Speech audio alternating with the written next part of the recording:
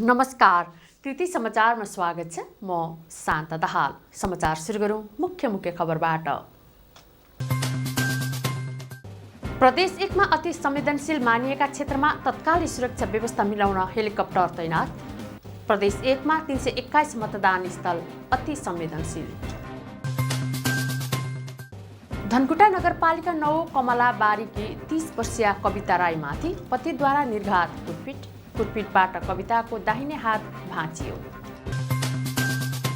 प्रदेश 1 मन्त्री परिषदको शुक्रबारको बैठकले विद्यालयमा किशोरी सशक्तिकरण कार्यक्रम निर्देशिका 2079 स्वीकृत।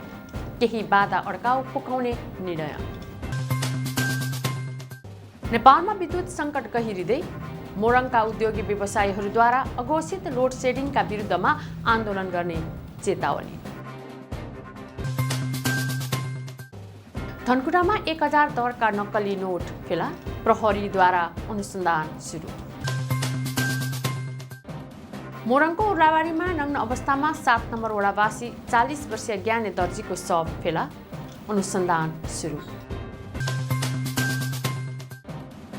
ईद उल फित्रको अवसर पारेर धरानको होप धरानले अति विपन्न 10 मुस्लिम परिवारलाई खाद्यान्न सामग्री सहयोग, चामलदेखि तेलसम्म सहयोग।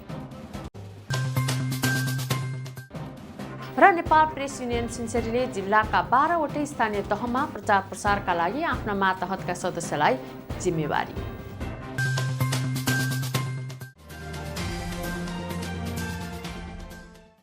अब समाचार विस्तारमा। प्रदेश 1 मा अति संवेदनशील मानिएका क्षेत्रमा तत्कालै सुरक्षा व्यवस्था मिलाउन हेलिकप्टर तैनात गरिएको छ। मोरङका प्रमुख जिल्ला अधिकारी काशीनाथ दाहालले निर्वाचनको सुरक्षा संवेदनशीललाई ध्यानमा राखी हेलिकप्टर तैनात गरिएको बताउनुभयो। सुरक्षा निकायले प्रदेश 1 मा 321 मतदान स्थल अति संवेदनशील रहेको विश्लेषण गरेको थियो। थप मद्दत आवश्यक परेको खण्डमा सुरक्षा संवेदनशीलतालाई ध्यान दिँदै हेलिकप्टर तैनात रहने प्रजीय दाहालले जानकारी दिनुभयो। जिल्ला सुरक्षा समितिको सिफारिसको आधारमा निर्वाचन आयोगले मतदान स्थललाई 3 तहमा वर्गीकरण गरेको छ।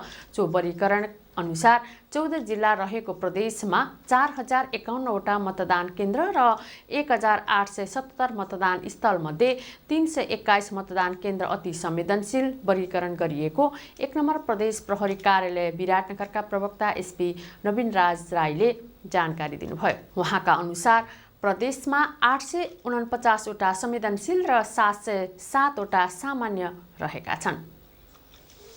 धनकुटा नगरपालिका 9 कमलाबारीकी 30 वर्षीय कविता राईमाथि पतिले निर्घात कुटपिट गरेका छन्।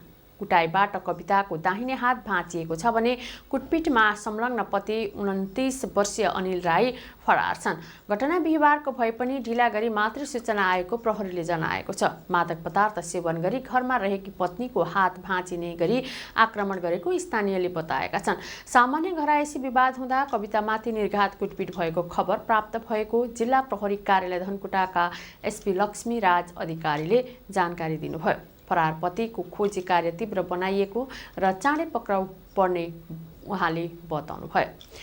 पति अनिल विरुद्ध पत्नी कविताले वैशाख 15 गते नै प्रहरी कार्यालयमा उजुरी दिएको एसपी अधिकारीले बताउनुभयो। कवितामाथि फलामको रडले प्रहार गर्ने क्रममा हातले छेक्दा दाहिने हातको कुइनो खुस्किएर टुक्रिएको एक्सरेबाट देखिएको प्रहरीले जनाएको छ। घाइते राईको शल्यक्रिया गरी स्टिल हाल्नुपर्ने देखिएकाले जिल्ला अस्पताल धनकुटामा प्राथमिक उपचारपछि कोशी अञ्चल अस्पताल विराटनगरमा पठाइएको छ। धनकुटा स्थित लैङ्गिक हिंसा निवारण तथा आपतकालीन उपचारका लागि एकद्वार सङ्कट व्यवस्थापन केन्द्र ओसीएमसी मार्फत उपचारका लागि पहल गरिएको छ। यसअघि पनि पति अनिलले बियरको बोतल प्रहार गरेकाले अनुहारमा गहिरो चोट लागेको स्थानीय बताउँछन्।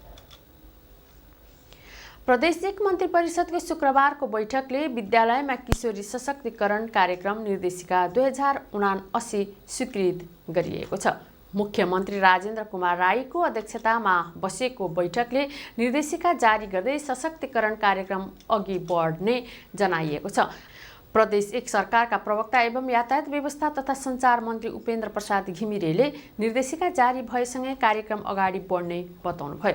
उहाँले बैठकले केही बाधा अड्काउ फुकाउने निर्णय पनि गरेको छ। बाधा अड्काउ फुकाउने निर्णय पश्चात सम्बन्धित मन्त्रालयका मन्त्रीलाई लगानी प्राधिकरणको सदस्य बन्ने बाटो खुलेको उहाँले जानकारी दिनुभयो। नेपालमा विद्युत सङ्कट गहिरिँदै गएको छ। अहिले औद्योगिक क्षेत्रहरूमा विद्युत कटौती गरिन थालिएको छ। यस विषयमा सुनसरी मोरङ औद्योगिक करिडोरमा आबद्ध उद्योग व्यवसायीहरूले चिन्ता व्यक्त गर्न थालेका छन्। सुनसरी उद्योग वाणिज्य सङ्घले एक विज्ञप्ति जारी गर्दै उद्योगमा विद्युत कटौतीले समस्या भएको बताएको छ। सरकारले तत्काल आपूर्ति गर्न पनि माग गरेको छ। भारतमा विद्युत सङ्कट गहिरिएपछि नेपाललाई दैनिक 80 मेगावाट बिजुली मात्र दिन थालेको छ। नेपाल विद्युत प्राधिकरणका प्रवक्ता सुरेश अधिकारीले यो पनि मुस्किलले पाइरहेको बताउनुभयो। भारतका 18वटा राज्यमा लोड सेडिङ सुरु भएको जानकारी आएको उहाँले बताउनुभयो। सामान्य अवस्थामा नेपालले भारतबाट दैनिक करिब 400 मेगावाट बिजुली आयात गर्दै आएको थियो। प्राधिकरणका अनुसार नेपालले सिजनमा करिब 2200 मेगावाट बिजुली उत्पादन गर्दै आएको छ भने माग दर 1350 मेगावाट छ। उद्योगी व्यवसायीहरूको विभिन्न सङ्गठनहरूले विज्ञप्ति जारी गर्दै मङ्गलबारसम्म विद्युत सहज आपूर्ति नगरे चरणबद्ध आन्दोलन गर्ने चेतावनी दिएका छन्। बिहिबार मोरङका उद्योगी व्यवसायी सङ्घ सङ्गठनहरूले पत्रकार सम्मेलन गर्दै अघोषित रूपमा लोड सेडिङ गर्दा उद्योगीहरू मारमा परेको जनाएका छन्। कृति समाचारमा अब विज्ञापन।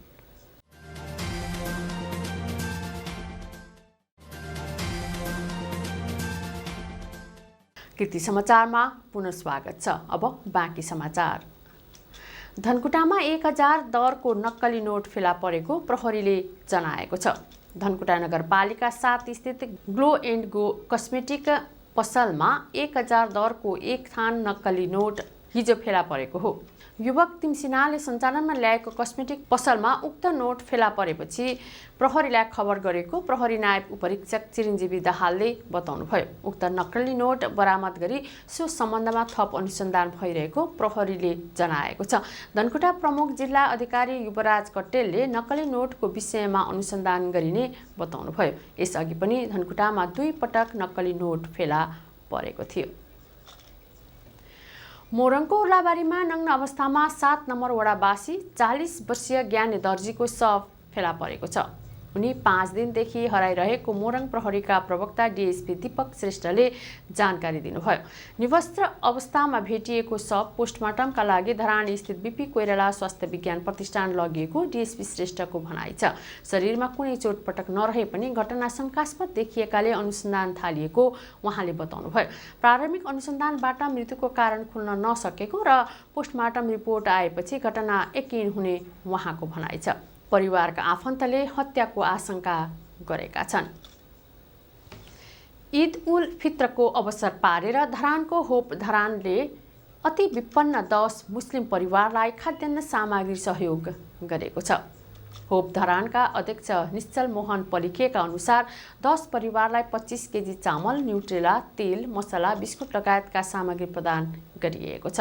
कतारबाट जम्मा 10 परिवारलाई रु 2000 को दरले प्रदान गरिदिनु भनेर हामीलाई चाहिँ ड्रमा 20000 रुपैयाँ रकम पठाउनु भएको थियो, जसमा चाहिँ हामीले 25 किलोको पाटनाला मुन्सिपी चामल, 1 किलो न्युट्रेला, 1 किलो दाल, आधी लिटर तेल, 1 प्याकेट मसला र 3 प्याकेट बिस्किट गरेर चाहिँ हामीले 2000 को प्याक बनाएको छौँ र यसमा चाहिँ जम्मा हाम्रो 10 परिवारलाई 2000 को दरले 20000 को चाहिँ सहयोग गर्नुहुने हाम्रो मोरङ सुनसरी वेलफेयर सोसाइटी कतारको लागि एकचोटि जोरदार ताली। मुस्लिम समुदायको महान पर्व रमजानको अवसर पारेर सामग्री दिएको हो। वैदेशिक रोजगारीमा रहेका युवाहरूले गरेको सहयोगको आधारमा खाद्यान्न वितरण गरिएको उहाँले जानकारी दिनुभयो। नेपाल प्रेस युनियन सुनसरीले जिल्लाका 12वटै पालिकामा प्रचार प्रसारका लागि आफ्ना मातहतका सदस्यलाई जिम्मेवारी दिएको छ। आसन्न निर्वाचनका लागि प्रचार प्रसारको जिम्मेवारी दिएको हो। युनियन सुनसरीका सभापति पवन अधिकारीका अनुसार इटहरीमा विनय बाराकोटी, धरानमा मातृका प्रसाद नेपाल, बरहा क्षेत्रमा सङ्गम विष्ट, रामधुनीमा विनोद आचार्य, दुहबी बर्जु र गढीमा आशिष यादव, इनरुवा, भोक्राहा, नरसिंह कोशी, देवानगञ्ज र हरिनगरमा मिकाइल आलाम संयोजक रहने गरी जिम्मेवारी दिएको हो। प्रेस चौतारी नेपाल बराक क्षेत्र नगर कमिटीले भित्ते पात्रो, टी-सर्ट र प्रेस ज्याकेट एकसाथ सार्वजनिक गरेको छ। शुक्रबार चक्रघटीमा एक कार्यक्रम गरी 2079 सालको भित्ते पात्रो र टी-सर्ट सार्वजनिक गरिएको हो। नगर प्रमुखका उम्मेद्वार नीलम खनालले पात्रो, सर्ट तथा टी-सर्ट सार्वजनिक गर्नु भएको थियो। उहाँले निर्वाचनमा गरिरहेको सहयोगप्रति धन्यवाद दिनुभयो। कृति समाचारको अन्त्यमा पुनः मुख्य खबरहरू। प्रदेश 1 मा अति संवेदनशील मानिएका क्षेत्रमा तत्कालै सुरक्षा व्यवस्था मिलाउन हेलिकप्टर तैनात। प्रदेश 1 मा 321 मतदान स्थल अति संवेदनशील। धनकुटा नगरपालिका 9 कमला बारीकी 30 वर्षीय कविता राईमाथि पतिद्वारा निर्घात कुटपिट। कुटपिटबाट कविताको दाहिने हात भाँचियो। प्रदेश 1 मन्त्री परिषदको शुक्रबारको बैठकले विद्यालयमा किशोरी सशक्तिकरण कार्यक्रम निर्देशिका 2079 स्वीकृत। केही बाधा अड्काउ पुकाउने निर्णय। नेपालमा विद्युत सङ्कट गहिरिँदै मोरङका उद्योगी व्यवसायीहरूद्वारा अघोषित लोड सेडिङका विरुद्धमा आन्दोलन गर्ने चेतावनी। धनकुटामा 1000 दरका नक्कली नोट फेला। प्रहरीद्वारा अनुसन्धान सुरु। मोरङको उर्लाबारीमा नग्न अवस्थामा 7 नम्बर वडावासी 40 वर्षीय ज्ञाने दर्जीको शव फेला। अनुसन्धान सुरु।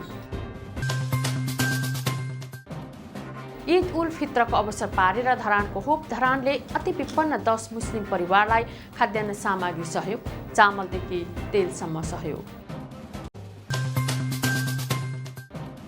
र नेपाल प्रेस युनियन सिन्सरीले जिल्लाका 12वटै स्थानीय तहमा प्रचार प्रसारका लागि आफ्ना मातहतका सदस्यलाई जिम्मेवारी।